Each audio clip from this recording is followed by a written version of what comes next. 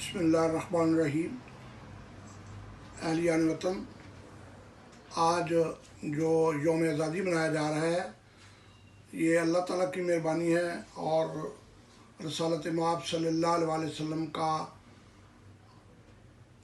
जो फरमान है और जो उनका मिशन कायद आज़म मोहम्मद अली जिन्ना ने और इल्लामा इकबाल ने पेश किया, उसका उनका नुक्ता निगाह ये था कि यहाँ पर इस्लामी निज़ाम हो। दो कौमी नज़रिया इस बात की अक्कासी करता है कि यहाँ पर दीन इस्लाम का निज़ाम कायम हो, लेकिन बदकिस्मती ये है कि यहाँ पर वो निज़ाम राइज नहीं किया गया और आज हम दर दर की ठोकरें खा रहे हैं। काश हम उन असूलों को अपनाते। इन लोगों को क्या पता कि हमारे आबाओ अजदाद ने कितनी कुर्बानियाँ दी हैं। इन लोगों को क्या पता है, या जो नई नस्ल इनको क्या पता है कि बुज़ुर्गों ने कितनी कुर्बानियाँ दी हैं, कितने लोग मारे गए हैं, कितने लोग महाजर हुए हैं, कितनी औरतों की बेहुरमती कर दी गई है, कितने बच्चों को कत्ल किया गया है, कितने लोगों को यतीम किया गया है।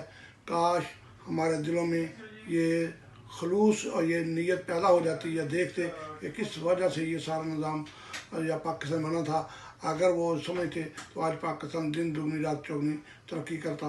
मैं इन्हीं अल्फाज में थोड़े से लफ्ज़ों में पूरी कौम को अपने यौम आज़ादी के मौके पर मुबारकबाद देता हूँ और दुआ करता हूँ कि इसी तरह की यौम आज़ादी हम मनाते रहें और मुल्क में कानून की बालादस्ती हो।